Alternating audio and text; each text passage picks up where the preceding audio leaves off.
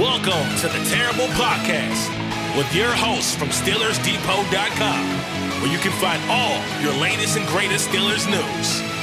It's Dave Bryan and Alex Kozora, always lit, talking Steelers.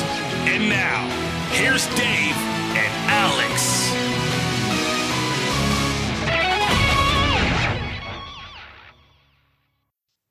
Welcome to the Terrible Podcast, Season 14, Episode 82. He's Dave Bryan. I'm Alex Kozora, SteelersDepot.com. Thanks for being back with us here this Friday. Steelers Nation getting ready for championship weekend, deciding the two teams who will play in this year's Super Bowl in Las Vegas between the Baltimore Ravens, the Kansas City Chiefs, the San Francisco 49ers, and Detroit Lions. So it should be an exciting weekend of football. Dave, exciting Friday start for the Pittsburgh Steelers. Some OC news coming in, a lot to recap. How you doing? Yeah, we got Shrine Bowl week kicking up. Got 4 people in Frisco/Dallas. Depot does Dallas. How about that? That reference probably went over your head there. Straight over it. Okay, I'll have to explain that one to you off the air. People that got that reference probably are giggling pretty good right now. But here we are. And is today the day where the Rooney bat signal goes up later this afternoon? I know we're close to end of January. Looking back at the calendar, now obviously they went a week longer into the playoffs this time, but generally around this time is when Art Rooney II summons specific members of the media over to have kind of his end of year wrap up. So it'll be interesting to see if that takes place later this afternoon. But we got a little bit to talk about today, right? And let's start with the most recent news that came in Friday morning. The Pittsburgh Steelers are interviewing Houston Texans quarterbacks coach Jerrod Johnson for their offensive coordinator vacancy that is happening today. Probably will be confirmed by the team later this evening. Johnson, a former Steelers quarterback, was in training camp with the team in 2012, did not make the team. Former Texas A&M quarterback back in his playing days. He's also been a coach for the Indianapolis Colts and Minnesota Vikings. A hot name this cycle, interviewing for multiple OC opportunities, Pittsburgh being the latest. So that is the second official name. Thomas Brown, the first official interview that occurred earlier this week, Panthers OC. So those are the two names that have officially interviewed or are interviewing for the Steelers OC position. Right. And I guess the list in total of reported people, and there's still some not much clarity when it comes to a guy like Cliff Kingsbury, right? Or really Zac Robinson. Neither one of those two, I don't believe, have been made official by the team. Right. For all we know, they might have been, video interviews or something like that. I don't know. Or actually, Johnson might be one as well. But I'm old enough to remember when Jerrod Johnson played in a preseason game for the Steelers. Boy, how time gets by here. But I think if you want to start talking about guys like Thomas Brown and Jerrod Johnson, you can't help but look at both of these guys and think limited play calling experience. Well, actually, with Jerrod Johnson, really none overall here. But with Brown, an interesting situation with him. What transpired in Carolina last year, right? Gets the play calling duties, gets them ripped away from him.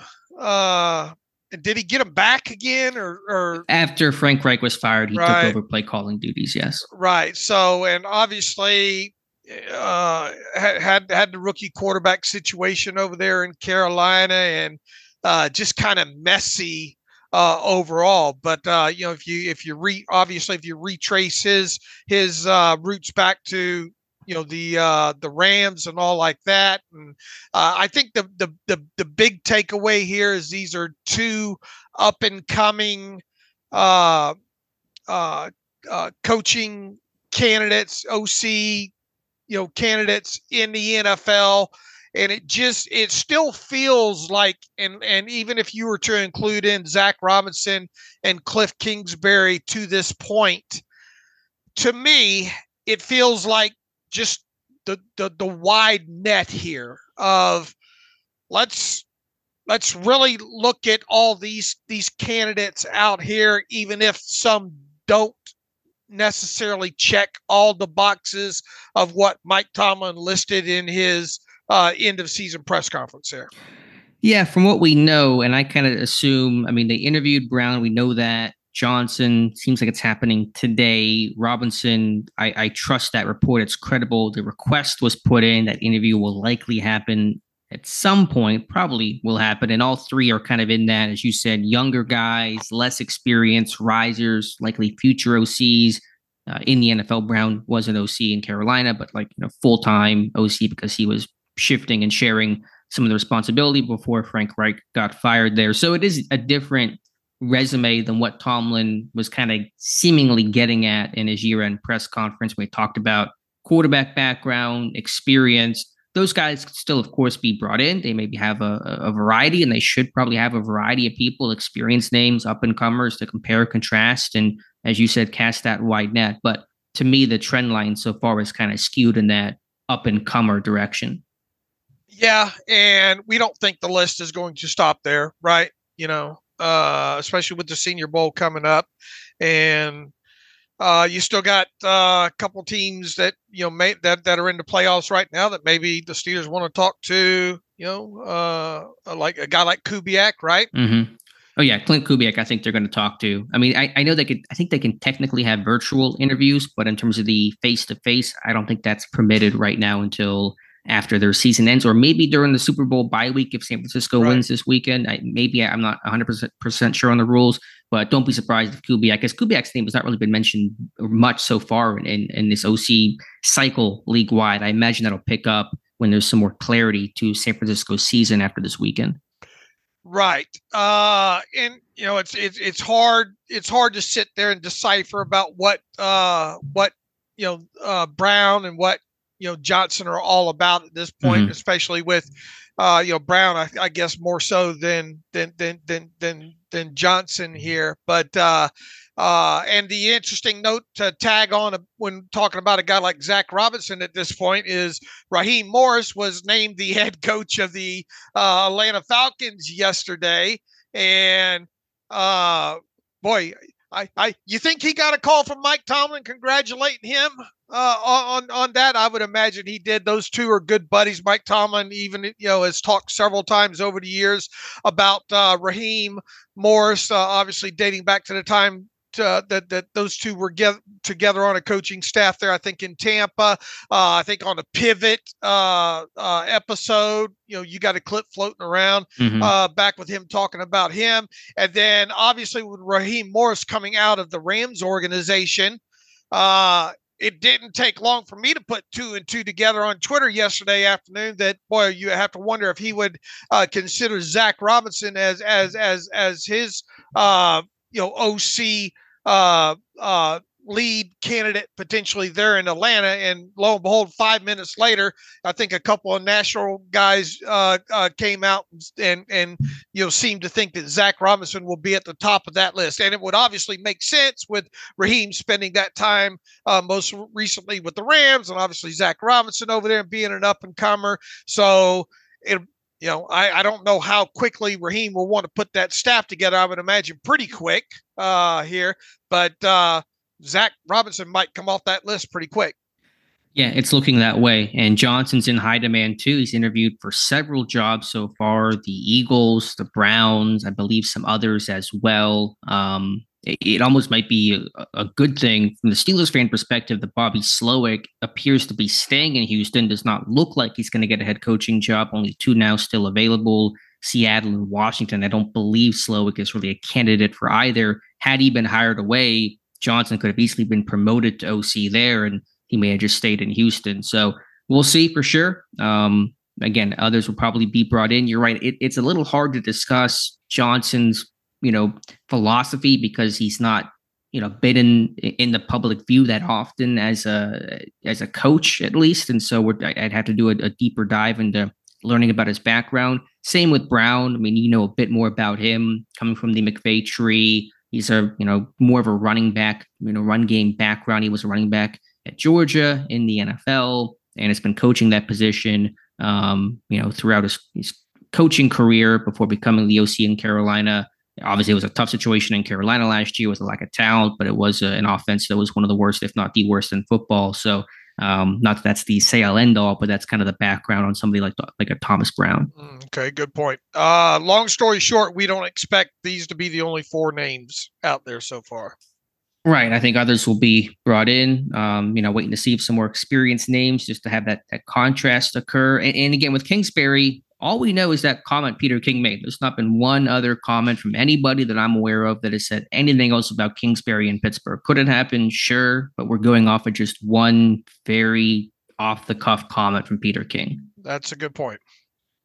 All right. So anything else here? We should mention some other Steelers coaching things. Jared Alexander, the Steelers assistant defensive backs coach, is no longer in that role. He's been hired away as the Las Vegas Raiders safeties coach, as Antonio Pierce puts together his coaching staff. Now the official, the interim label taken off of that role with Las Vegas. And so they'll have to probably fill that. Pittsburgh almost always in recent years has had 2 defensive backs coaches to help manage such a large group, especially in training camp. Grady Brown, the defensive backs coach, but they'll probably hire an assistant at some point here in the next month or so.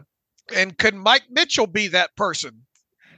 Yeah, it's funny how things work out. Mitchell's contract was not renewed by the Colts. That was basically at the same time that news came in that Pittsburgh had heard and gotten word that Alexander was going to leave for the Raiders. And I believe Mitchell responded on Twitter to somebody talking about him potentially coming to Pittsburgh, just speculating, theorizing. And Mitchell said it would be an honor, an amazing opportunity. I know Tomlin and Mitchell have been close. I think last year when they played the Colts, Tomlin was asked about Mike Mitchell and said they text almost every week and stay in communication. So, we don't know, but it's certainly the dot connecting is easy to do when it comes to bringing Mike Mitchell to be an assistant DB's coach. Yeah, and that's exactly what we do, right? Dot connect at this point here. So it'd be interesting to see if there's anything that develops there. I guess the news about Terrell Austin too, right? Well, the thing about Alexander is we knew he was an up and comer, right? Yeah, I mean, he wasn't really acknowledged in an official coaching capacity, I think, for 2 years ago, and then he was officially announced as the assistant DB's coach for this past year. But yeah, I mean, a guy that interviewed for the Patriots DC job, obviously did not get that, but then goes to the Raiders. So former player, some experience, trying to move up through the ranks. And so, good for him and wish him well. All right. And Terrell Austin? 2-year extension for defensive coordinator Terrell Austin. And so that was confirmed earlier this week as well. Expectation was he was going to be brought back. Contract was expiring, so they had to do something with that. I'm good with it. I know there have been some on the internet who are not happy with Austin coming back. I think the overall success of the defense the last 2 years has been they've been top 10 in scoring. The last 2 years, there were 6 in scoring in 2023, despite all the injuries, all the things they had to deal with from a turnover perspective, takeaway perspective. I think the influence that Austin has had there has been significant. So we know Mike Tomlin has a heavy influence in the game planning and the play calling. I think though Austin has done a fine job and was deserving and worthy to come back.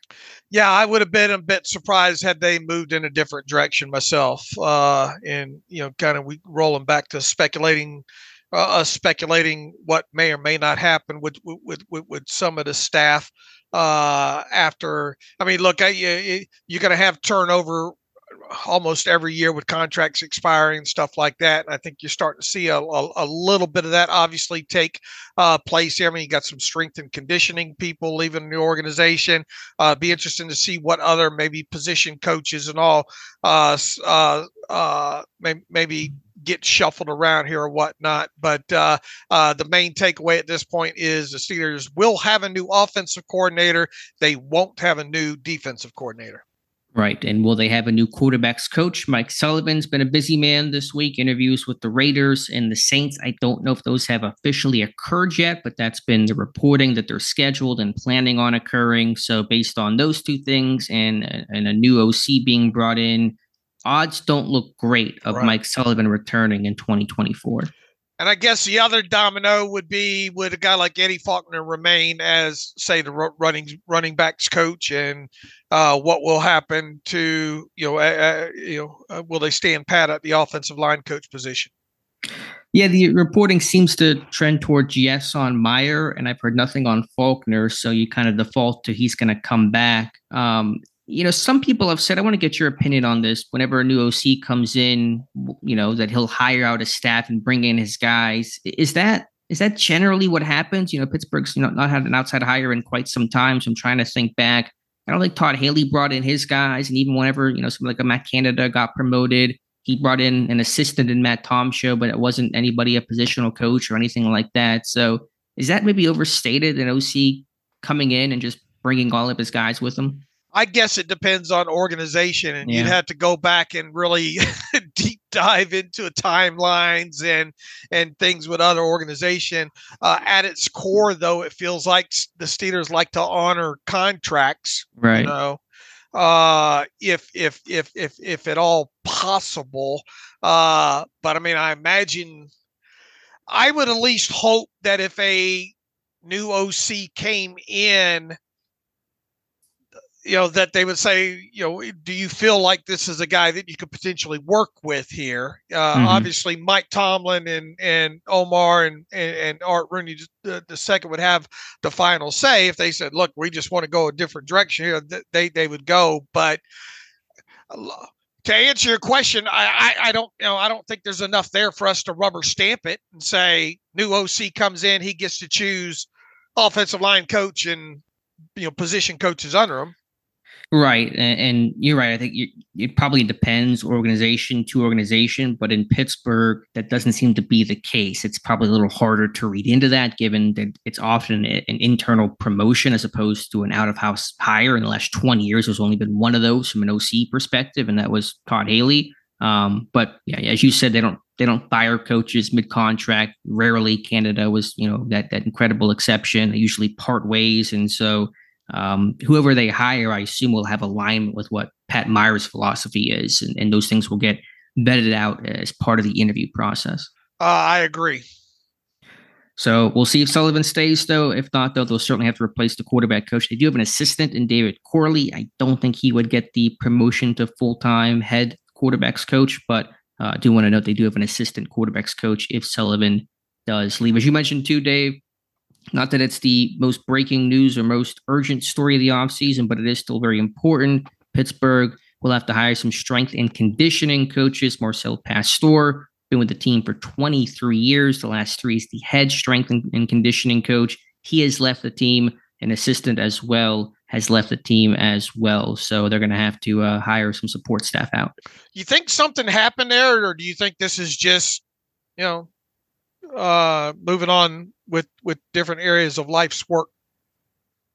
It's a good question. I really don't know. I mean, I just couldn't give you any sort of a guess. I mean, it wouldn't be educated either. It'd just be a total guess of it. I mean, Pastor had been there for a long time, so I wouldn't be surprised if he wanted to go maybe do something else. He had a big long post thanking the organization. Does not seem like he left on bad terms at all. So it might lend itself to him just deciding to step down and do something else. But again, I really could not tell you. All right, what's left out there as far as head coaches positions left to be filled around the NFL? The Seahawks is one of them. And the Commanders is the other. Okay. All right. So is there a chance that 2024 does not include Bill Belichick?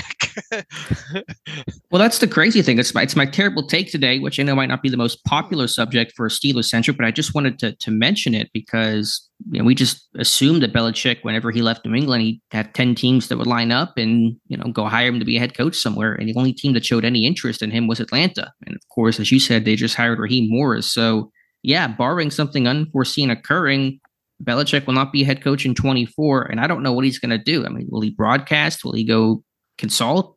I really have no clue. It's hard to imagine him landing. I mean, Seattle moved on from a 70-year-old head coach, and it's hard to imagine him going to another, 70-year-old head coach there. I would think. I suppose Washington. It'd be interesting to see what Washington does. Yeah, I'm not even sure who is the front runner for the Washington head coaching job right now. I'd have to look at the list of candidates. I know Belichick has not been part of that so far, but I'm not entirely sure who they're targeting. All right. We got all the housekeeping out of the way there. I think we hit on the 5 additional futures guys the other day, so I don't think we have anything left to talk about there. Do you feel any sort of angst for the OC search kind of taking some time? I mean, I think we all understood. Zero. Some are. I'm getting some Twitter, comments. Why are they waiting so long? All these hires are getting made. What's your perspective? No, I don't.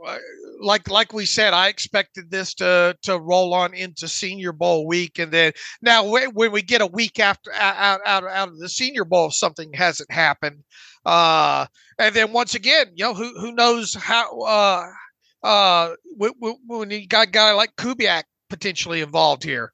I mean, you could be waiting another couple of weeks here for the Super Bowl to obviously take place and for them to get past there. And I'll tell you what, if I'm a guy like now, there is obviously that lacks that couple of weeks of time. You would think that would be the logical time within those couple of weeks there if San Francisco were to advance this weekend, that hey, can we talk to them and it not pose that big of an issue when it comes to the 49ers preparing? Yeah, I'm pretty sure that they can interview in that week by, so to speak, next week, essentially during the Pro Bowl week, before the actual Super Bowl week takes place 2 weeks from now. So I imagine there'll be some interviews then. My guess, and it's just a guess, I think they're going to have a lot of interest in Clint Kubiak. They want to talk to him, the system that he's coming from, the ties, the success the 49ers have had. And given their interest in kind of these up-and-comers like Johnson and Robinson and Brown, Kubiak is in a similar position, but he actually called plays fully for a season in Minnesota, I think, 2 years ago. So there's that blend between youth, but coordinator experience. And so he might be that sweet spot for Pittsburgh to target.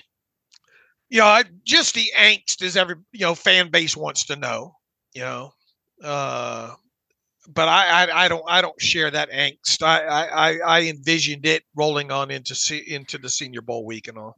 Yeah, I had said first week of February was kind of my guess for when that would occur, and that's still my timeline. Maybe even a little bit later than that, depending on if they want to talk to Kubiak and what happens with the 49ers. But there's a lot of moving and shaking around the NFL right now. Not even a lot of OC jobs have even been filled yet, right? I mean, head coaching jobs just got filled. There's still a couple of outstanding GM positions out there across the league. So those things kind of have to get settled in first, typically, before the dominoes start falling for coordinators, positional coaches, etc. Right, exactly. All right, what else do we have here? Dave, T.J. Watt, Joey Porter Jr. up for awards. The finalists for the NFL awards, Player of the Year awards for the 2023 season were announced yesterday. T.J. Watt, one of 5 finalists for Defensive Player of the Year. Joey Porter Jr., one of 5 finalists for Defensive Rookie of the Year. Don't really expect either to win it right now. I think Porter, let me ask you this. Who do you think has a better chance to win their award they're up for, Watt or Porter? Watt, I would say, because I just don't, I think it's more of a cordial for Joey Porter Jr. Had he had a couple of more interceptions, I think you can make a better case for his situation. But with all that said, when you look at the history of the Pro Football Writers Association, and their choice was obviously this past week was Myles Garrett, right? When you look back, what was it, 7 of the last 8 or 8 of the last 9 choices from the Pro Football Writers Association, especially when you look at Defensive Player of the Year, have wound up being the AP selections. So, I mean, and then you look at all the stuff that's been out there with PFF and things that Peter King has said, and things. Didn't Rich Eisen come out and say that he didn't vote for Watt? Yeah, he doesn't have an official vote for this process, but in just his own kind of thought process, his own Eisen awards, he had Garrett 1, Max Crosby 2, and then T.J. Watt 3. Okay. It's felt like it's trended been trending this way for a little while now. Now, Watt did win the what was it? The 101 award for the Defensive Player of the Year. But I mean, that's a different selection of sports writers there. But I mean, long story short, I think Watt, of the two, of winning one of those two awards, I think Watt would have the better chance. I'll say Porter, just because I've kind of resigned to the fact that Garrett's going to win it. Right or wrong, it'll be debated. There'll be a million Twitter arguments about it, whatever. But I'm like 98% sure that Myles Garrett's going to win Defensive Player of the Year. And, is he deserving of it for one sack over the last 6-7 games that he had? Watt outproducing him in every, top line box score statistical category certainly would be questionable, but all that we've known so far, all the voting and the one official vote that we know from Peter King that had Garrett won and then Watt in third place there. He went Garrett, Parsons, and then Watt third. Is trending towards Watt is not going to win the award. And I think for Defensive Rookie of the Year, it's a bit more wide open. The candidates are Will Anderson, Jalen Carter, Devin Witherspoon, Kobe Turner, and Porter. I wouldn't call Porter the favorite, but I'm not sure who I would call the favorite of that list of 5.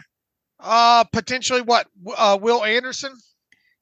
I think the odds makers have Carter as the slight favorite, but I think those are kind of cooled off throughout the season. He finished the year with 6 sacks. I think Anderson was around the same mark. Turner had a really good year. Turner had 9 sacks, but I think most of the voters don't really know who Kobe Turner is, a mid-round pick of the Rams. I'm not saying he doesn't deserve it, but just calculating how they might think about that. So Porter, does not have the gaudy numbers, as you said, the 1 interception, but there wasn't really one of those guys that had super gaudy numbers either. I think Witherspoon is kind of a dark horse to win that, but I think Porter's got, I don't know what the percentage is, a 20% chance to win it, and I would put that at higher than Watt, who I think has a 5% chance to win it right now.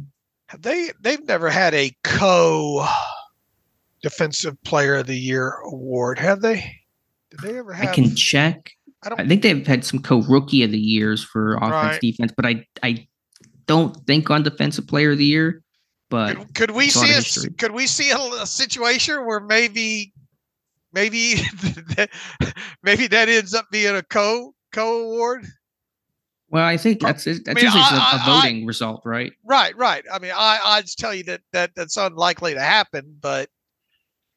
Yeah, there's never been co-defensive players of the year. It would have to just be so perfect. I think there's 50 ballots for first place. I think Garrett's going to win 40 of them. I think he's going to win this one in kind of a runaway. Okay. All right. Well, that will certainly upset a lot of people listening to this. That's the way it's trending.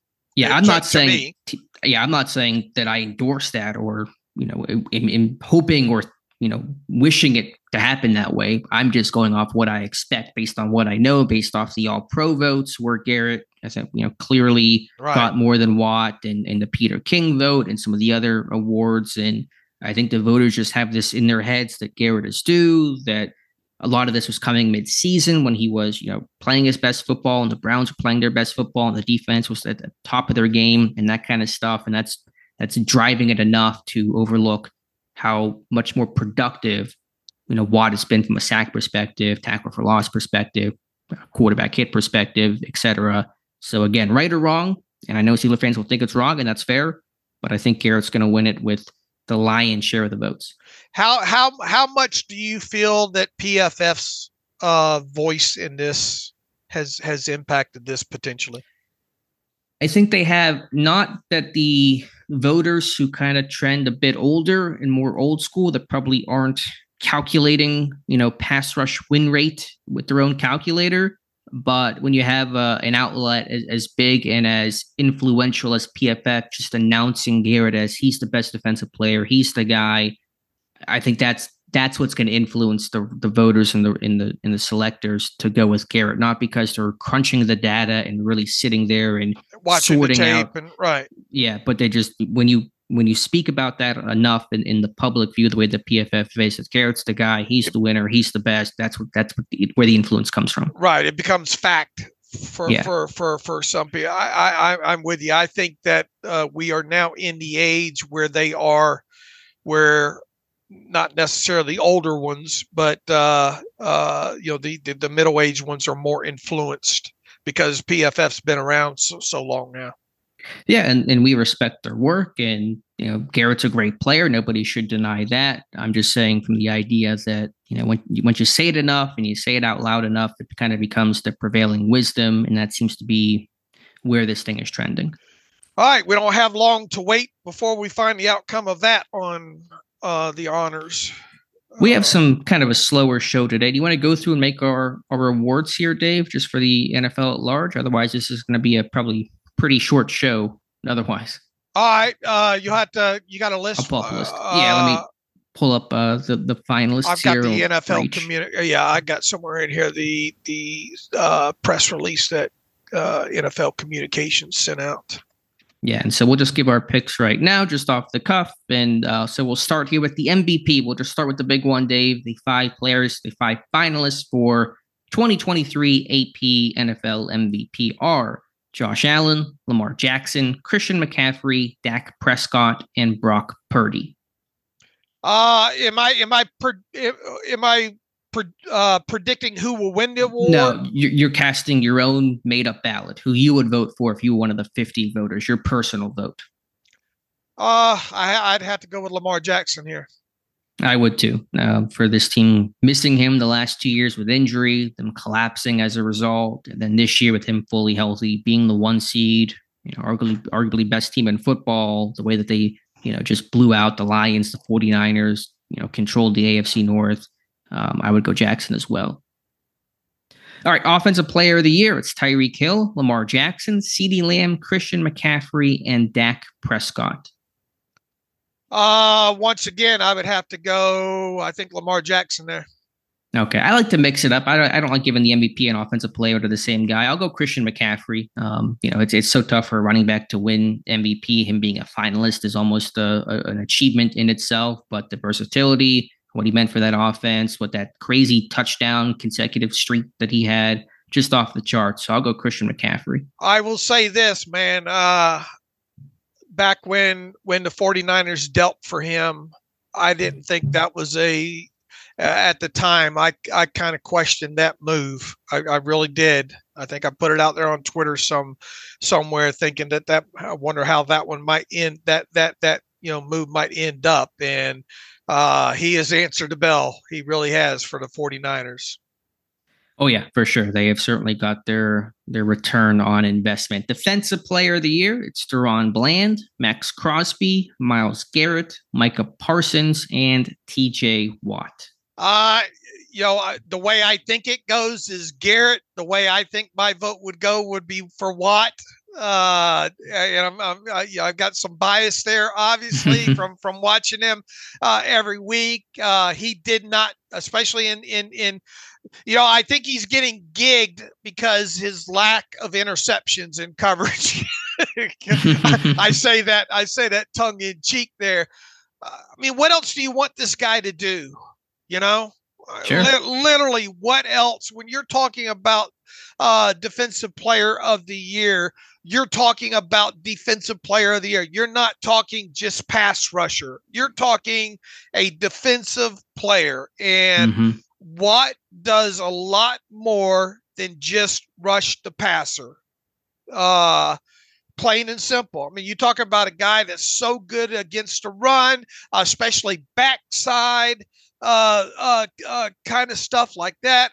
We've seen what he's able to do when reading quarterbacks, and look, when you're playing again, and it goes the same for Myles Garrett, but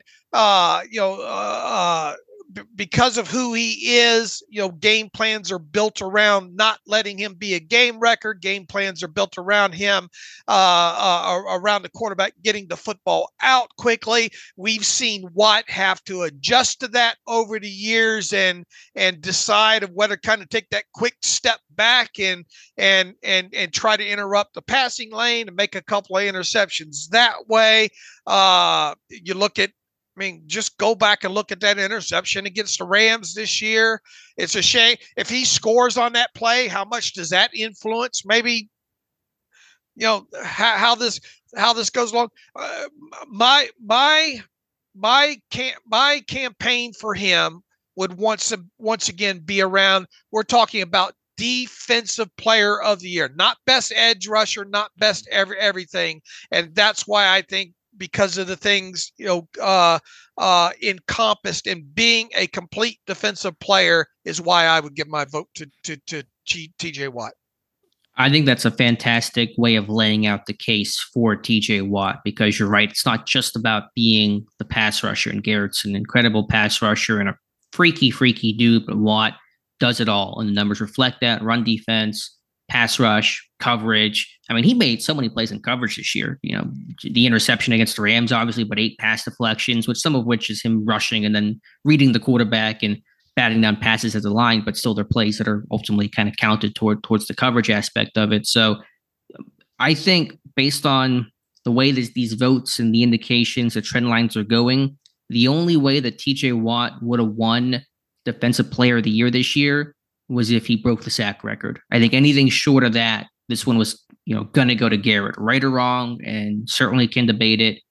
But I think this thing was going to go to Garrett the whole way, unless Watt just had such an unbelievable year, a literal record-setting year, that he couldn't be ignored. So my vote would go to TJ Watt, of course. I would go Max Crosby second. I think for what that guy has done, even run defense, and just kind of being the only defensive player on that Raiders team that gets so much attention, to still be as productive as he's been, that's notable. I would put Garrett third. And I said it before, I'll say it again. Browns fans say that Garrett's the best. Steeler fans say Watt's the best. I'm not going to get into the debate that's never going to be solved, never going to be concluded. So I'm not going to even wade into those waters. But, Garrett, 1 sack over the last 6 games. I mean, right. It's hard to give the award to that guy. I know that sacks are not the end-all, be-all, and PFF will argue that, and there's some merit to that. But they do matter. They do play a role. I mean, they have to play a role to some extent, and they were not there for Myles Garrett. All right. I like your push as well too there, but I don't think we'll have enough push in this. All right, Coach of the Year: Dan Campbell, John Harbaugh, D'Amico Ryans, Kyle Shanahan, and Kevin Stefanski. Got to be Dan Campbell in my book, but I will say this: I think what Kevin Stefanski was able to do and accomplish with the Browns, with the injuries that they had on that team, and to get a guy off the street, Joe Flacco, and be able to do what they were able to do there. Even so, and look, D'Amico Ryans, it goes without saying, you have a rookie quarterback over there, and to get done what they're able to do. Dan Campbell's got this team one win away from the Super Bowl, and I think that speaks volumes when where that organization's come from. So your vote went to Campbell? Yeah. Okay. Yeah, it's tough. I know the actual awards were due 2 weeks ago, so we kind of have the benefit of the postseason here. I had said late in the regular season my vote was going to go to Kevin Stefanski, but now that we've seen how the playoffs have gone, it's hard to ignore what Campbell has done. So I'm with you on Campbell. What he's done for the team, the city, the culture is fantastic. So again, we kind of get the benefit of how the playoffs have turned out, which sways us. But I'll go Dan Campbell with you there. Yeah, look, you can make great argument for D'Amico Ryans. Oh yeah, absolutely. I mean, first year, rookie head coach, rookie quarterback, go win a playoff game, have the success Houston has, a complete and utter turnaround. Like, the Lions were expected to be a competitive, good team this year. Maybe not to the level that they're at right now, but they didn't have the turnaround this year, from last year to this year at least, that Houston has had. I mean, Campbell has turned around the franchise from where he began to where he's at now, but year over year, you've seen more probably progress in Houston than any other team in football. All right. Assistant Coach of the Year, it's Ben Johnson. That is the Lions OC. Probably won't be a head coach this year, which is surprising. He's been such a hot name the last 2 years. Mike McDonald, the Ravens DC. Todd Monken, the Ravens OC. Jim Schwartz, the Browns DC, and Bobby Slowick, the Texans OC. Who's your ballot cast for? I find myself leaning towards Slowick here, just for the sheer fact that they did have the rookie quarterback that they had to deal with there, and obviously D'Amico Ryans being defensive based over there. I thought it was impressive. schematically and just what they were able to accomplish offensively, not really truly having, somebody who you would circle as a, oh, look who they have in the backfield. They're running the football type situation. I think Slowick did a great job of scheming stuff up and getting every ounce out of everything with CJ Stroud. So my vote would go to Slowick. It's a great choice. I'll go Mike McDonald. Just the way he's been able to even further advance that Ravens defense more, and just the chaos, the consistency, and just how hard it is to be a good defensive team in 2023, where everything is kind of slanted towards the offense, being able to succeed and move the football. That Ravens offense, fantastic too, but that defense was just suffocating. So I'll go Mike McDonald for my vote. Okay. Offensive Rookie of the Year, probably less discussion here. Jamar Gibbs from Detroit, Sam Laporta from Detroit, Puka Nacua from the Rams, Bijan Robinson from Atlanta, and CJ Stroud from Houston. I think we're both going to go the same here, but go ahead, Dave. Yeah, CJ Stroud to me has got to be that, and it's a shame that Puka had a fantastic season there, but when you talk about the most important position on the field being quarterback, it's hard to shy away from that. And I think Stroud was just phenomenal. Yeah, no debate about this. CJ Stroud is going to be the winner. Defensive Rookie of the Year, Will Anderson from the Texans, Jalen Carter from the Eagles, of course, Joey Porter Jr. from the Steelers, Kobe Turner of the Rams, and Devon Witherspoon of the Seahawks. Who would your vote go to? Yeah, and I'm less sure about this overall, but Will Anderson just kind of jumps out to me there. Okay, I'll go Witherspoon, like I mentioned. I know the numbers weren't incredibly gaudy. He missed some time with an injury, but some of the hits that he had I think, big pick six. So, again, no clear favorite in my view right now, but I'll go Witherspoon. Okay. And then finally, comeback player of the year, it's Joe Flacco of the Browns, DeMar Hamlin of the Bills, Baker Mayfield of the Buccaneers, Matthew Stafford of the Rams, and Tua from the Dolphins. Who's your selection here, Dave? Man, you come out of that story with DeMar Hamlin from last year and all like that. And, it just from a emotional value and everything that he went through, it's hard to go any other direction than that. I guess my second choice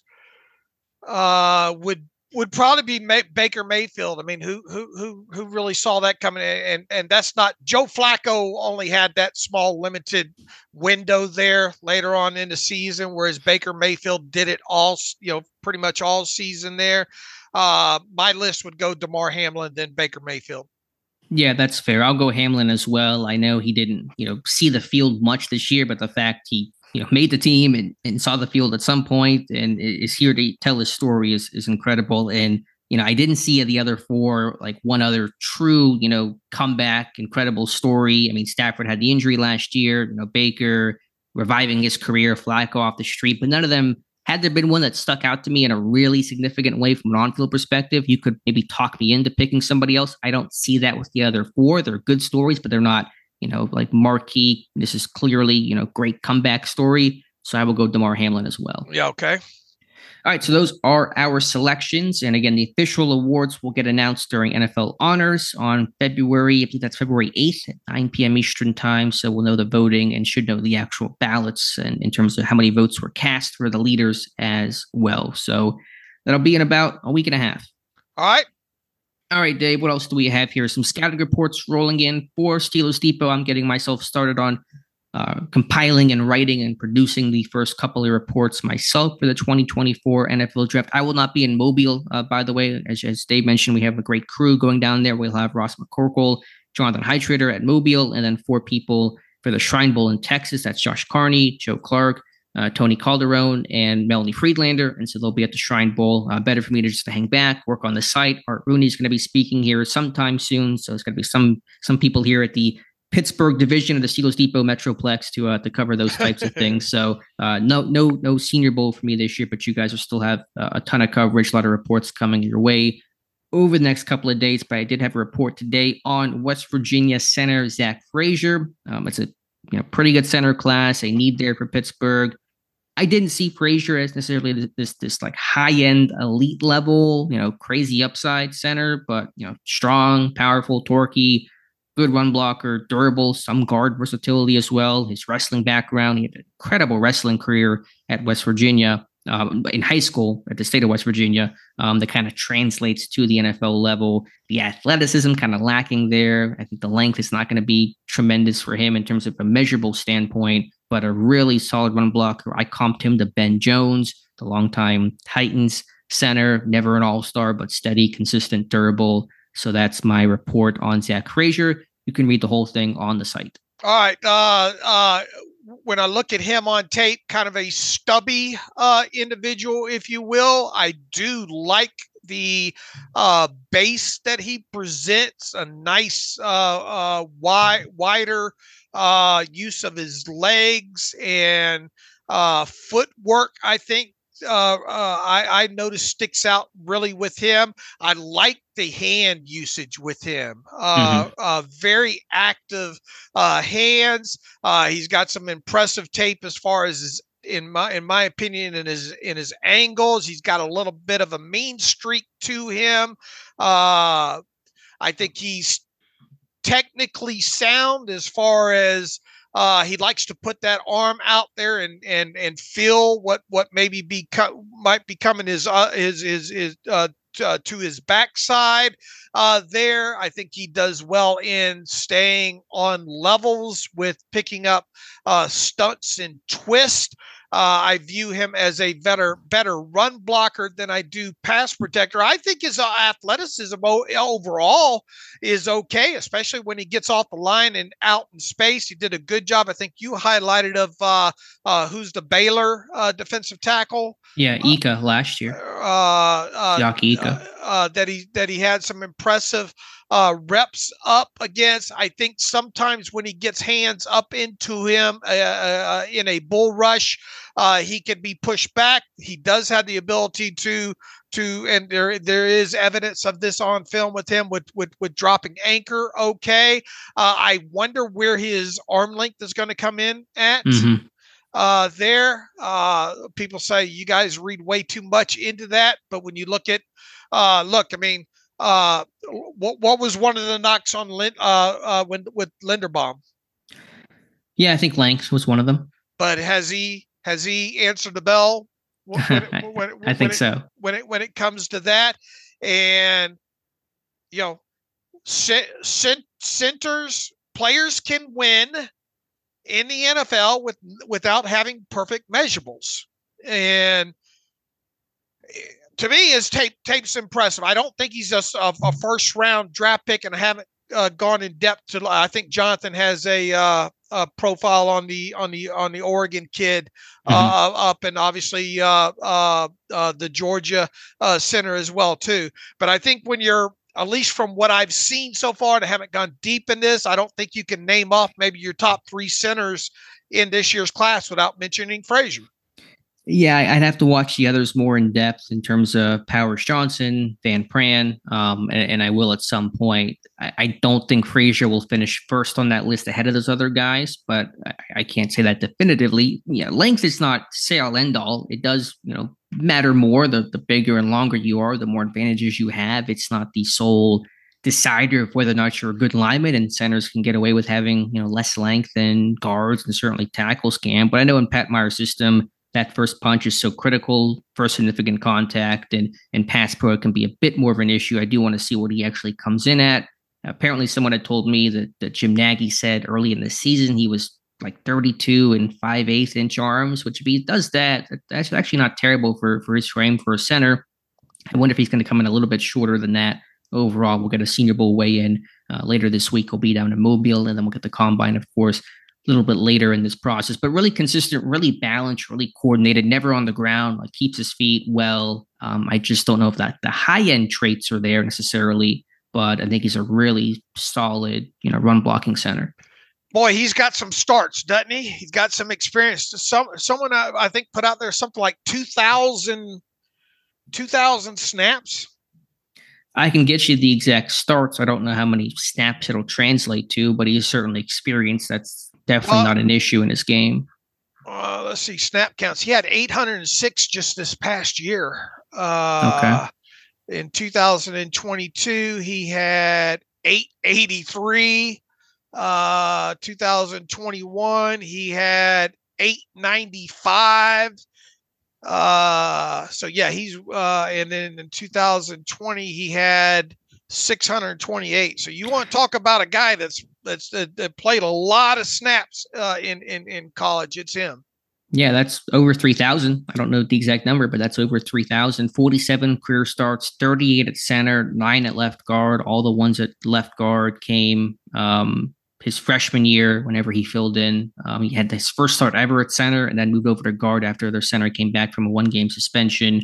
So tough dude. I think I found this out late, I think he hurt his leg pretty bad in the last game. There's a clip of him like crawling off and somehow able to get off the field because West Virginia had no timeouts left. Really smart, too. Could have gone to Stanford, Virginia Tech, stayed local instead. 4.0 GPA in high school. And is not that you want to get too caught up in the wrestling background because it only means maybe so much, but his high school wrestling record, 159-2, a 4-time heavyweight wrestling state champ. His average, I think as a junior, his average wrestling match length was 51 seconds. Like he was winning those in the first period pins just consistently. So he actually apparently he liked wrestling, but he liked football more. He just wrestled to become a better football player. Like that was why he wrestled, was just to improve his technique and leverage and balance on the football field. So really interesting guy, great character from all I've read, humble, hardworking, helpful, and a really good teammate. So he'll check all those boxes for the Steelers. I had to kind of cram on him to get ready just to talk a little bit about him today, but I did notice this, and I want to, and we'll have a talk. He's going to be a guy I think we're going to talk about, obviously coming out of the Senior Bowl week and throughout this process because the Steelers obvious kind of need at center here. I found it interesting. Did you watch any of the Texas Tech game? Let me check my notes. No, I did not put on the Tech game. Okay. I have not watched that game either, but it's on my list to watch. And here's why. PFF for that game has his overall grade at 53.8. That was his lowest graded game of last season. And it's curious, his pass blocking grade for that game was his best of the season at 8, or second best, I'm sorry, at 83.7. But his run blocking grade was the worst of the season at 53.3. So I'm kind of curious of how they got to that over. He must have really stunk in the run game for his overall, and it lists him as one penalty here. I didn't pull up the breakdown to see what pressures or whatnot were involved in that, but I'm just by looking at the surface grades and kind of thinking that I know how PFF does things, I'm real curious to pull up that Texas Tech game. Yeah, you said one penalty he committed? That's what they have here, and he only had 4 penalties on the season.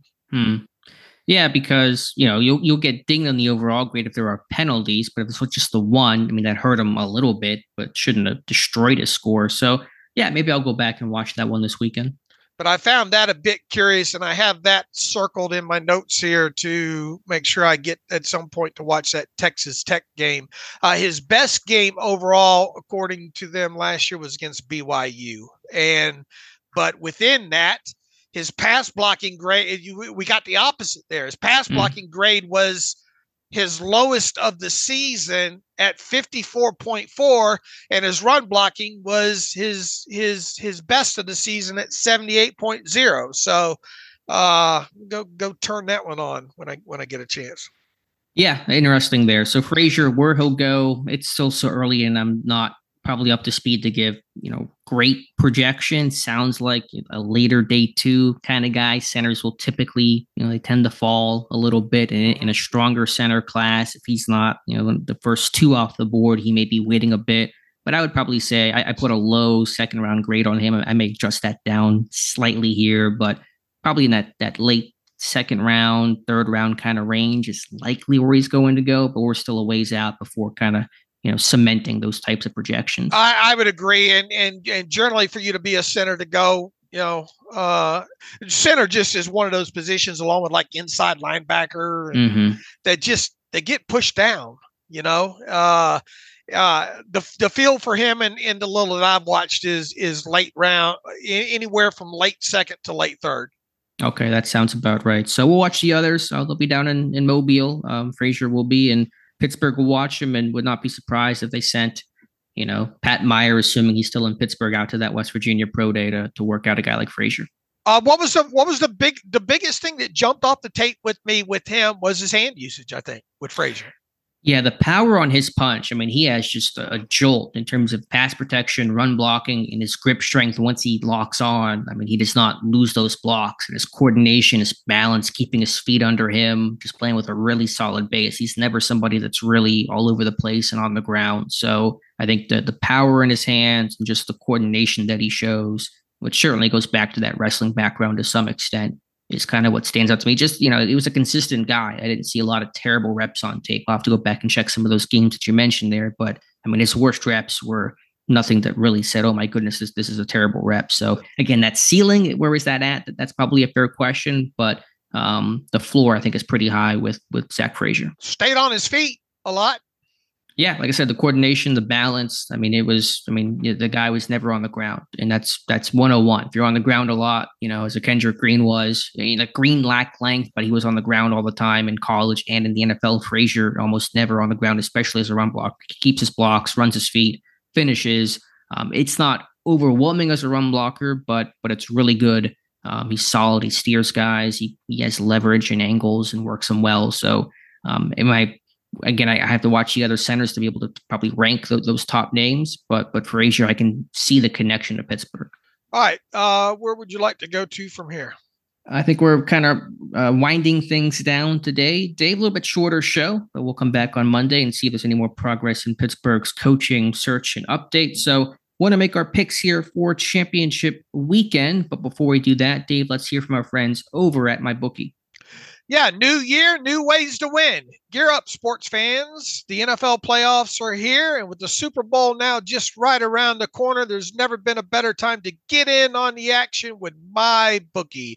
Don't just watch. Score big with exclusive boosted odds and huge prize contests that'll have you feeling the Super Bowl fever before it even hits. Whether you're a seasoned pro or ready to roll for the first time, MyBookie is your ticket to turning your sports knowledge into cold, hard cash. MyBookie has the largest online lineup of odds, contests, and Vegas-style casino games, making it your ultimate destination for all type of fun, 24/7. Right at your fingertips. If you've been waiting for the right time to get in on the action, that wait is over. Make your winning move today and sign up at MyBookie. Use promo code TERRIBLE, that's promo code TERRIBLE, to claim your deposit up to $1,000. That's right, promo code TERRIBLE for an opportunity to boost your betting power right out of the chute.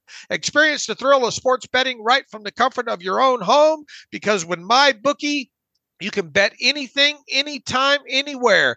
Join MyBookie today and be part of the winning team. All right, Dave, let's make our picks for championship weekend. All right, I'm interested to see which way you go with a couple of these here. With championship weekend on Sunday, you got the Baltimore Ravens hosting the Kansas City Chiefs. The Ravens at home laying 4 points against the Chiefs. Yeah, I feel like everyone is picking the Ravens, despite the Chiefs, finding a way to beat a really talented Bills team down the wire and the way that Mahomes played. But the Ravens, I'm going to go with them. I'll kind of be a hypocrite here as I kind of talk about how everybody's on the Ravens, but just how well-rounded they are offensively, defensively. I think they're going to give Mahomes more fits than what the Bills defense did. The Bills defense was so beat up. The Ravens have had time to get healthy, and they are healthier right now. Some of those sim pressures that McDonald's going to draw up are going to, maybe not confuse Mahomes, but just the entire, offense for the Chiefs, the skill guys, going to find more people outside of Kelsey. So bottom line is I will go with the Ravens. All right. It's hard to envision a Super Bowl as of late without someone like Patrick Mahomes are in it. I mean, definitely, the Chiefs are a been here, done that kind of team. Right now, I think Spags is going to have something to say on a defensive side of football. I think it helps the Chiefs coming off of a game with having to defend against a running quarterback like Josh Allen. Now, look, Lamar Jackson has a lot more wiggle and able to do a lot more things. And I think the plan is for the Ravens maybe to have even a guy like Mark Andrews back this week here. When I look at this game, I had the feel of, man, the Chiefs have been there in these situations before. If you keep a game close and allow Patrick Mahomes to have to touch that ball one last time, can he pull it out? And the answer, seems to be yes. I think the Chiefs upset the Ravens in Baltimore here. So yeah, give me those 4. If they don't, I think it ends up being a field goal game here. Give me the Chiefs though. I think they win this outright. So I want the 4 points there. So I'll go opposite side of the fence from you there.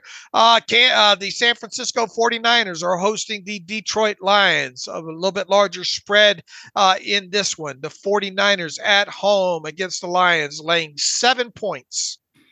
And it's a big line there. Purdy did not look good last week, and the Lions, with the story that they are, but they're a fantastic team and so well coached. But they are going to be on the road in this one, away from that, the home crowd they were feeding off of in Detroit.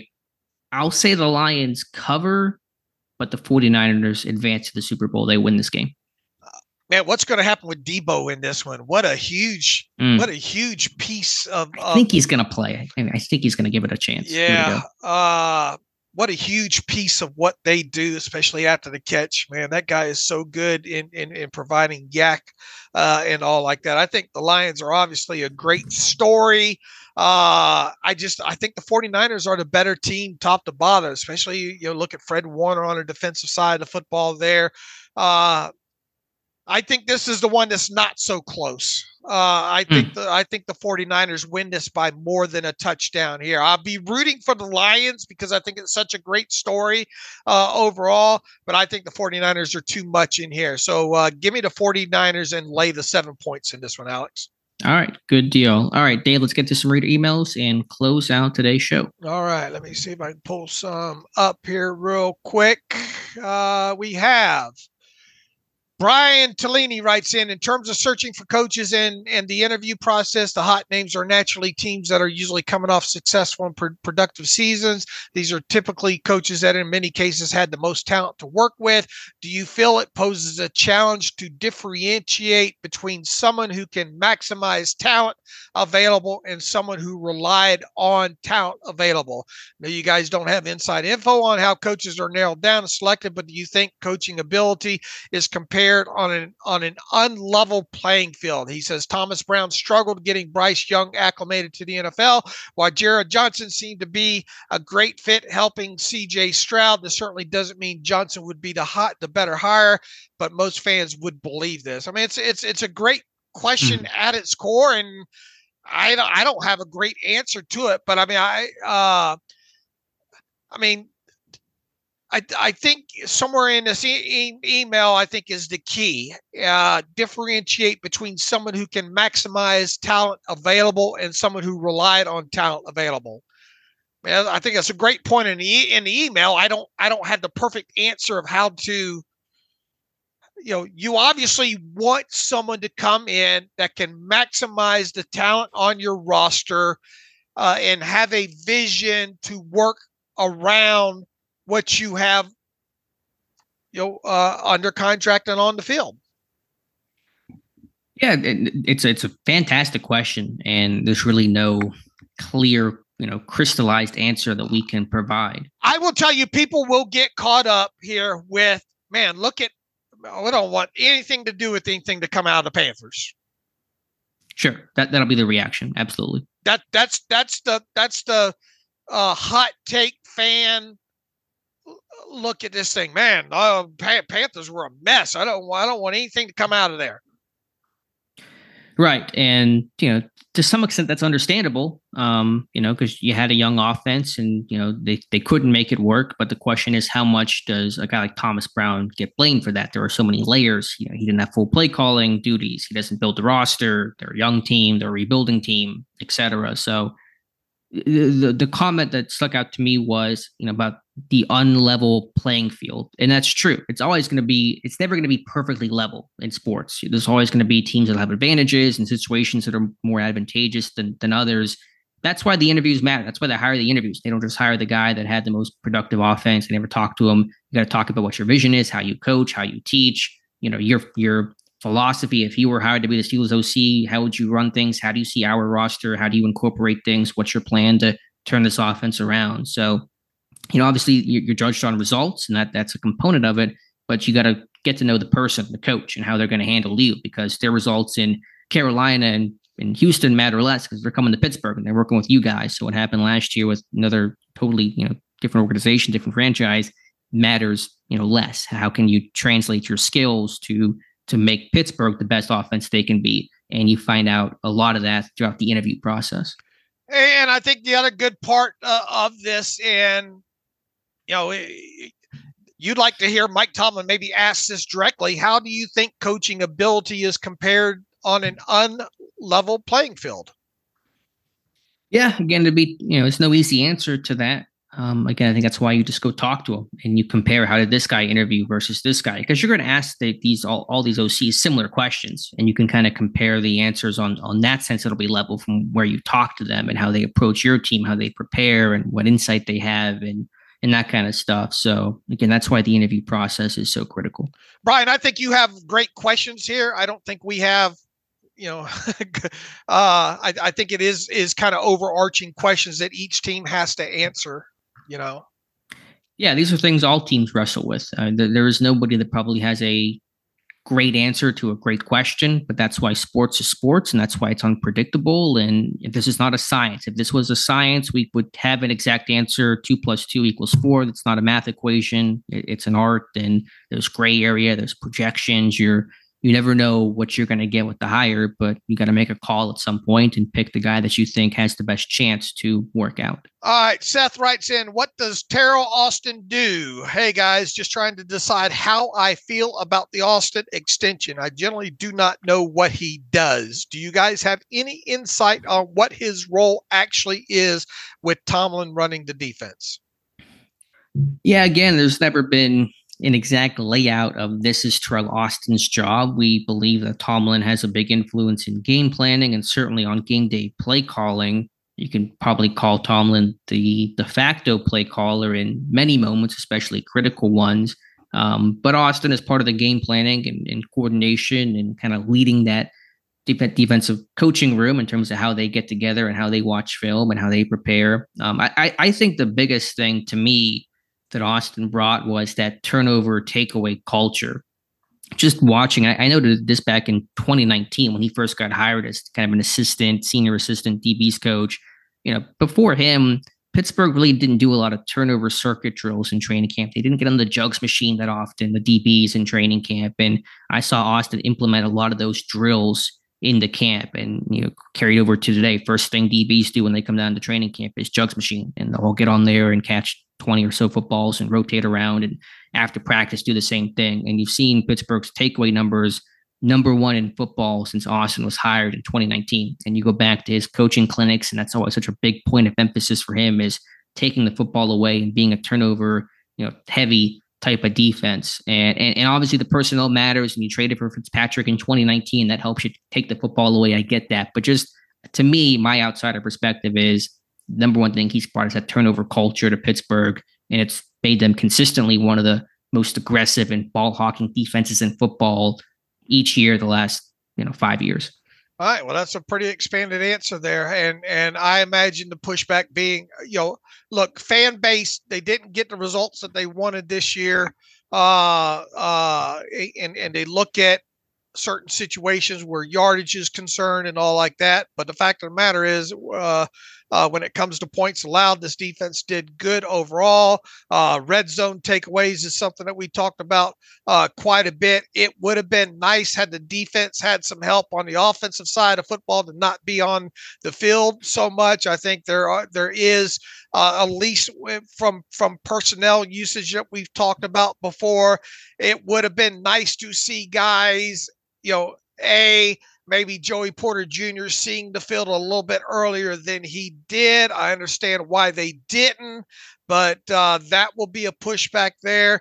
The pushback we talked about, why couldn't you manage a way to get maybe guys like Watt or Highsmith off the field a tad bit more? Why couldn't you've got guys like Benton on the field a little bit more? Mm-hmm. But then in the defense, and we've talked about quite a few times, man, this team was just gutted up at linebacker, at inside linebacker and safety, and for the most part, they did a good job in overcoming it. It was a linebacker of a week and a safety of the week, kind of situation. But I mean, to get two guys off the couch, so to speak, in Miles Jack and Eric Rowe, and still have some level of competency when it came to the defense, I think is pretty impressive. And I don't think you can look at that and not give Terrell Austin some level of credit.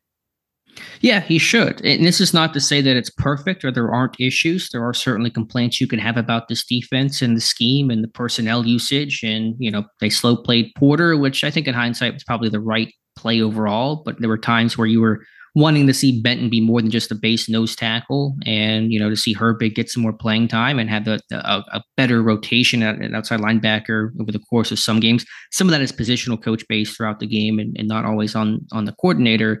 But just on the whole, I didn't see anything that said this guy has to get fired or get moved on. And if you brought a new DC in, things would appreciably get better. And there are some really valid reasons to keep him based on body of work and based on the turnover things I talked about. So all that told, and again, understanding Tomlin's influence on this defense, I'm more than fine with Austin returning. All right, Steel Pastor writes in, OC and offensive line. Dave and Alex, all your efforts are appreciated by this West Coaster not situated near the Steelers stronghold. I'm still currently on everything South Side related. Thank you. The word is that Mike Munchak wants to coach again. He writes, do you think the Steelers should wrap him up as soon as possible? In addition, the rumor is that Munchak as O-line coach may be connected with Arthur Smith as an OC. What do you think? By the way, what is Pat Meyer's current contract situation? Didn't he just complete his 2-year contract? Thank you for all your continued efforts. It's hard to know. There's so little information put out there as far as contracts of coaches go, specifically with the Steelers. As far as the Munchak, Arthur Smith stuff, I mean, I know that's circulating as a rumor. I know there was a report by a Tennessee beat writer saying that Munchak is and has been open to returning. But I think the way that article was kind of framed, it was maybe more towards if had Vrabel gone back to, I think, Tennessee there. Remember that, at least in my memory, that Munchak went the direction he went to be around his daughter more, right? In the Denver area. I do believe the aspect that Munchak would potentially like to coach again in the right situation. Do I think that it would be Pittsburgh and going, obviously coming back to the area and all, where he does have some roots and all like that? Would he tie himself just to a guy like Arthur Smith? That's where I struggle the most with this kind of rumor out there. Is I don't want to go any, the inference that I want to tie myself to Arthur Smith. Yeah, I mean, that the only place I've heard that was just rumored, I think, from the fan, from Pony. I've not seen that. And he didn't say the source. He said it was not a report. It was a rumor. And where that comes from, I have no earthly idea. So I'm not even sure, why Munchak would have to feel attached to Arthur Smith anyway. The reporting back in like 2 weeks ago, or a week and a half ago, was here's the headline from Titans website. Mike Munchak would consider coaching the Titans offensive line again. Munchak, who lives in the Denver area and has not worked since his 3-year term with the Broncos that concluded in 2021, said if Rabel had an opening, he would be interested in that. He'd also consider a handful of select other openings around the league based on head coaches in geography. That's all they say about anything beyond that. And the fact that he lives in Denver, obviously with his family, and I think he has family still out west, wouldn't suggest he would come back out to Pittsburgh on the eastern side of things. Meyer, I don't know his contract status. I don't know if he's returning. I mean, I think he's going to return based on the reporting, but there is no current opening for the O-line coach in terms of them announcing any sort of move there with Pat Meyer. So based on all that, I mean, Munchak, it sounds like it was more of a Rabel thing, who probably will not be head coach this year based on him losing out on jobs, maybe in Seattle. I don't know. But point is, if Munchak does come back, I'm not seeing any sort of connection of him doing so in Pittsburgh. Would you take him back? I mean, obviously he's an amazing coach. Yeah. But, I think Pat Meyer has done a good job. And I don't know what his contract status is. But I mean, I'm not, if Meyer was leaving and walking out the door and I had an opening there, then yeah, Munchak would be my first call. I mean, yeah, I would welcome Munchak back with open arms, for sure. But would you, if Meyer was under contract, would you fire Pat Meyer and replace him with Mike Munchak? Look, I said throughout this, this team's got to get away from these slow starts, yada yada. I would have no issue I would have no issue moving on from Pat if Munchak wanted to come back. I'll just put that out there. Okay. I don't think it goes that way, but sure. The only concern is they've had such a turnover with O-line coaches, and this line has just kind of gotten used to Pat Meyer's teaching, and then you have to throw all that out the window and go with Munchak. And these guys had never worked with Munchak before. All the guys that did in Pittsburgh are gone, Pouncey and Foster, et cetera. So there may be some growing pains to have to relearn a new system under another. I mean, they'd have how many O-line coaches in the last 6 years? Like 5 or 6 of them. That's heavy turnover that can certainly create some issues. Rob in SoCal writes in, listen to every show religiously. I enjoy everything from the Steelers info to rabbit holes to salary cap numbers. I have a request and a question I really like during the season when you guys bring on the beat writers of the opposing team on Fridays. Is it possible to do this each Friday during the off season for each team in the league to have an idea of what is happening around the NFL? He says, my question is, do you think, here's a good one. Well, first and foremost, maybe when it comes to AFC North, guys, maybe we'll check in with them maybe each once during the pre-draft process to see maybe if we can get an idea what direction those teams are going in the draft. Maybe we'll think about doing something like that, but it's going to be kind of hard to do an opposing beat writer every Friday or anything along those lines. But we'll give thought maybe of paying more attention, maybe at least to the AFC North guys around the pre-draft process or something like that. Maybe we can do something along those lines. Mm-hmm. Yeah, that's a good idea. Here's a good question. What do you two think about Frank Reich as a viable candidate for OC? I mean, the head coach thing has not worked out for Frank Reich the last couple of years. And I know that's a difference between being a head coach and an OC. I mean, obviously him calling the plays in Carolina last year, the first half until he got canned, didn't work either. I just think there's been a lot of negativity around him lately. Maybe some of that's unfair based on circumstance. I don't know, but and there's experience, probably not someone high on my list though. But would he check the boxes? Yeah, I mean, he checks the boxes in terms of having the experience and quarterback background and that kind of stuff. Yeah, I mean, he checks those boxes. But I mean, heck, the people Pittsburgh have talked to haven't really checked those boxes. Right. So how much do those boxes even seem to matter right now? Well, we'll find out once the indecision is made. I don't. The recency bias has you kind of slanted to wondering how viable of a candidate Frank Reich is, especially coming out of a situation with a young quarterback. Yeah, I just feel like that's a dude that probably needs a year off just to go sit on a beach somewhere and just chill. And then we try to get back into coaching in 2025. I know the stuff in Carolina, from what I read, was really toxic. I don't know, how much that was created or Reich being the catalyst of, but the culture was not great. Not that Reich would be controlling the culture in Pittsburgh as the OC, but they just felt like there was a lot of a lot of negativity, not just on the field, but in the locker room. And for what Pittsburgh just went through with all the negativity around, Canada and everything that happened this year, I don't think that's the guy you want at this point in time for Pittsburgh. All right, I got a long one here from Jay. Jay, I'm not going to be able to get through all this. This is extremely long. I'll hit the first the first bullet point here. He says, I have a few gripes, not with you guys, but in general. Number one, why is more not being seriously discussed about our guys going to other teams and playing better? Dotson and Kendrick did extremely better on their new teams. Yes, we are all happy for them, but it speaks about how much our bad coaching is.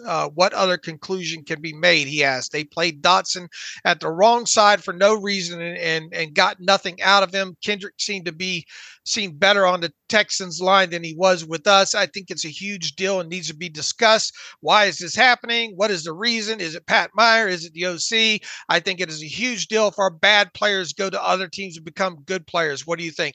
I think, look, we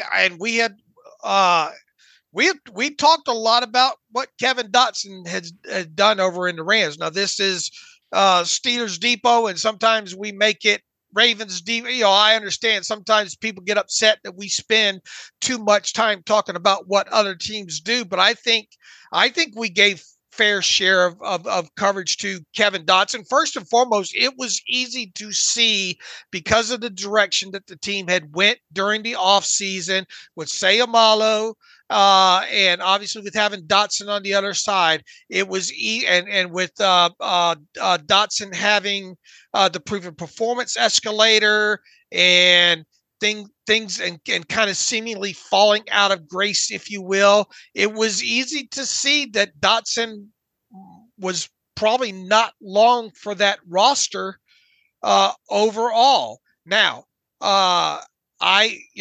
you go back to what we talked about with Dotson coming out of the draft and the Steelers getting him and all that time spent at right guard and him cutting his teeth initially at right guard wasn't awful as far as the Steelers concern goes. Yes. My quick takeaway is yes, it would be curious to know, was it a mere position, a side switch that caused the downfall in Kevin Dotson in Pittsburgh, and how much did coaching trying to take him down, maybe a more technical aspect as opposed to letting him just be a mauler and going off of instincts, how much that does. And we did talk about how good he looked in as far as the Rams go. As far as Kendrick Green and the Texans go, let's see more tape on him. Yeah, he got hurt a couple games in against Pittsburgh. It was like his third or fourth game, I think, playing for them. I mean, he was playing better. I agree with that. But it was a small sample size. I mean, they're fair questions. I wouldn't put it on Pat Meyer, though. Dotson, when Meyer came in 22, had been an established left guard at that point, and Green was drafted in 21, and by 22, it already felt like they're about ready to move on from the guy anyway. So, and they signed Mason Cole. I wouldn't put that on Meyer, but there are fair questions about the evaluation of the offensive line. Are they putting guys in positions to succeed? You can certainly argue. To me, that's more concerning than even Spillane doing well. That's to me not indicative of Pittsburgh. Anything negative towards them. But I think offensively, their philosophy, are they putting guys in positions to succeed? I think they didn't do that with Dotson. They did not do that with Kendrick Green. And there were some concerns about Broderick Jones, about him being at right tackle. Right. And can they get him back to left tackle and put him in his natural home, where they're going to go down the same road as they went Dotson? So yeah, there is, I think, validity to that, to at least asking that question. Sure, and we and once again, we saw the writing on the wall with what was likely to happen with Kevin Dotson. But with all that said, we went out of our way to say that this is a right side guy. Sure. So I would make the question smaller from just, should we be concerned about these guys having success elsewhere? Like Ahkello Witherspoon having a good year with the Rams, that doesn't, to me, set up alarm bells. He's always been a hot and cold player. Was good in Pittsburgh his first year, then collapsed his second year. he might be terrible next year based on his career track. But to me, the offensive line, are they evaluating those guys properly when they draft and develop them? I think that is a smaller question in terms of the big picture of like, why is the coaching bad about all players? But it is a really important and critical question to ask. Sure. I think it's concerning what you see happening with Dotson.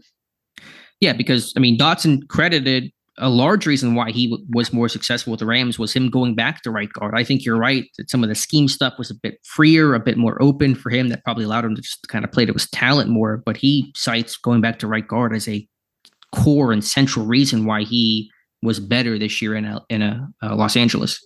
Yeah, he never looked comfortable at left guard with the Steelers, period. Penalties and everything. And then with Green, I mean, I don't think there's enough pick there. Come see me. Come re-ask this question about Kendrick Green after this next season. Let's see how much he plays and how he looks. He was better in the limited time that he was at left guard with and once again that was his more natural position coming out of Illinois. So and obviously we got an interesting crossroads with Broderick Jones right now. Is this team too centric on position flexibility? Right, or trying to move a guy from his college position, and now you have a projection there, even more so of a projection, not only going from college to the NFL, of course, a projection, but then a different position at the NFL level. And maybe they're a little too casual in just moving those guys around. I'm okay with Jones being the right tackle this year. I mean, it was a net positive for Pittsburgh to replace a core four, and he got benched for the whole, whatever he said. And so the kind of, I guess, a move had to be made there. But I think with the offseason, there were chances to reset and regroup and reevaluate and move Jones back over. That should be the right decision. With Green, it was a misevaluation, I think, from a personnel standpoint, a drafting standpoint. They felt this guy was a day one ready center. He was none of those things. And so that is concerning for sure. So, yeah, bottom line is, to me, it's less about this overall big picture of, why do all these players leave Pittsburgh and have success? The Spillane stuff, the Witherspoon stuff doesn't concern me. The O-line stuff, though, there's a clearer trend line there that is a valid concern. All right, well put. Jay, I'm sorry. This is just, your other 2 points, just too long to get to in the amount of time. And we're short-staffed on Depot today with everybody out of town, so we got to get to work in other areas here. So maybe present these in future questions here, maybe one at a time and shorter and more concise, and maybe we can get to them at all. So anything else to add, Alex? Exciting weekend of football on tap, and excited to see some of these measurables coming out of Texas for these Shrine Bowl guys. We'll get those up on the website as soon as possible. Should have some interviews and get an idea of all these guys probably meet with the Steelers at some point in all these all-star games, but we'll have we got some people asking some pretty specific questions about some of these people that you'll be reading interviews about these prospects over the course of the next week and all. So anything else to add, Alex? Nope. Come back on Monday, see what's going on, react the championship games, and go from there. All right. In the meantime, you can follow me on Twitter/X at Steelers Depot. Follow Alex at Alex_Kozora. Follow the show at Terrible Podcast. Email the show, theterriblepodcast@gmail.com. If you like what we do and want to donate to the cause, SteelersDepot.com. Hit the donate button up right, navigational bar. Also, if you like an ad-free version of the site, SteelersDepot.com. Find the ad-free button in the directions. Go that way. We thank you for sticking with us on into the off season here and visiting the site as well too. Alex, great show. I enjoy talking football with you any day, whatever the subject matter is. And as always, thanks for listening to the Terrible Podcast with Dave and Alex.